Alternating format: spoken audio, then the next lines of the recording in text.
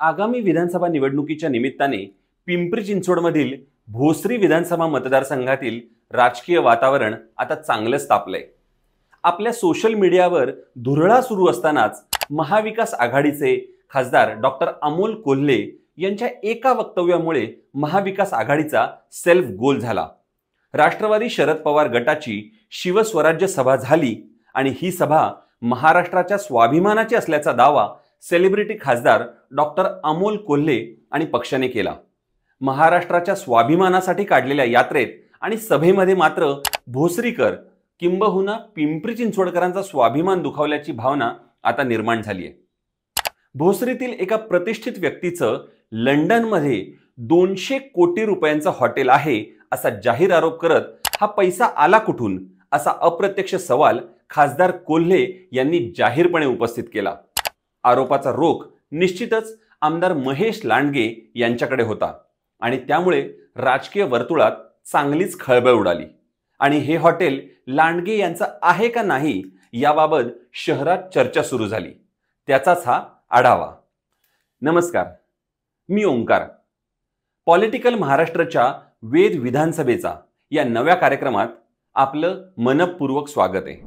वास्तविक पिंपरी चिंचवडची राजकीय वाटचाल पाहता गावातली गावकी आणि भावकी आणि स्थानिक राजकारणामध्ये शहराबाहेरील किंवा राज्याच्या नेतृत्वाने अवास्तव लक्ष घातलं की स्थानिक भूमिपुत्र चमत्कारिकरित्या पक्षभेद विसरून एक होतात, ही वस्तुस्थिती आहे।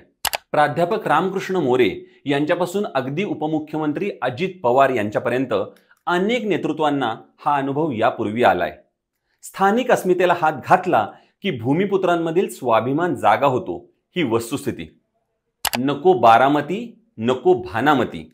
आता पिंपरी चिंचवडची धुरा राम लक्ष्मणाच्या हाती, ही 2017 मध्ये झालेली गर्जना त्याचं मूर्त रूप होती।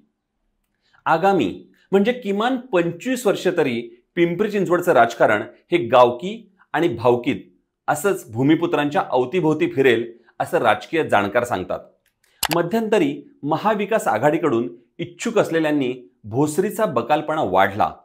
भोसरीत राहणाऱ्या युवकांना नोकरी दिली नाही, भोसरी बदनाम झालीये अशी टीका जाहीरपणे केली होती आणि त्यावेळी सुद्धा स्थानिक प्रतिष्ठित व्यक्तींना ही बाब रुचलेली नव्हती।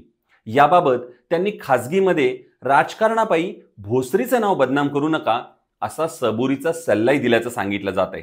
आणि याउलट आतापर्यंत माजी आमदार ज्ञानेश्वर लांडगे, स्वर्गवासी आमदार लक्ष्मण जगताप, माजी आमदार विलास लांडे यांच्यानंतर दुसऱ्या फळीतील कोणत्याही स्थानिक नेत्यांनी राजकीय आरोप प्रत्यारोप करताना गाववाल्यांच्या स्वाभिमानाला ठेच पोहोचेल असं वक्तव्य आजपर्यंत केलेलं नाही।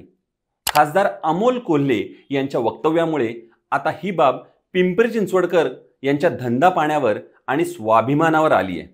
त्यामुळे सर्व पक्ष गाववाले यांच्यात नाराजीचा सूर असून त्याचा फटका महाविकास आघाडीला बसण्याची शक्यता आहे असं निरीक्षण राजकीय जाणकारांनी नोंदवलं आहे।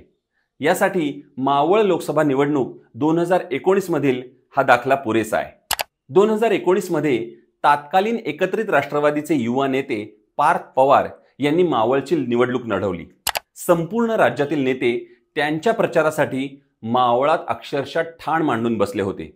त्यावेळी राष्ट्रवादीची ताकद असतानाही निवडणुकीत पराभव झाला, कारण एकाकी पडलेल्या श्रीरंग बाळण्यासाठी पिंपरी चिंचवडच्या स्थानिक भूमिपत्रांनी पक्षभेद विसरून वज्रमूठ बांधली होती। राष्ट्रवादीला या मुद्द्यावर पराभव पत्करता लागला आणि सध्याची परिस्थिती पाहता राष्ट्रवादीचे प्रदेशाध्यक्ष जयंत पाटील, खासदार डॉक्टर अमोल कोल्हे आणि आमदार रोहित पवार अशा राज्यस्तरीय नेत्यांनी आमदार महेश लांडगे यांना आता टार्गेट केले। किंबहुना लांडगे यांच्या एक प्रकारे राजकीय अभिमन्यू केल्यासारखी स्थिती आता निर्माण झाली आहे। या लढाईत महाविकास आघाडीचा उमेदवार जिंकवायचा नाही तर पिंपरी चिंचवडच्या महेश लांडगेंना हरवायचं आहे असा संदेश पिंपरी चिंचवडकरांमध्ये गेला आहे। पिंपरी चिंचवडकरांच्या स्वाभिमानाला हात घातल्यामुळे महेश लांडगे यांच्या पाठीशी सध्या सहानुभूतीचं कवच निर्माण होऊ लागले। 200 कोटींचं हॉटेल आहे असा आरोप करत महाविकास आघाडीचे खासदार डॉक्टर अमोल कोल्हे यांनी जाहीरपणे केला। त्यांचा रोख आमदार महेश लांडगे यांच्याकडे होता। यावर महेश लांडगे यांनी मोजक्या शब्दात चेकमेट केलं. आमदार महेश लांडगे म्हणाले, एखाद्या भोसरीकराचे किंवा पिंपरी चिंचवडकराचं 200 कोटींचं हॉटेल लंडनमध्ये असेल तर आमच्यासाठी ही अभिमानाची बाब आहे. माझ्याकडेच असेल तर त्यांनी पुराव्यांनी सिद्ध करून दाखवावं.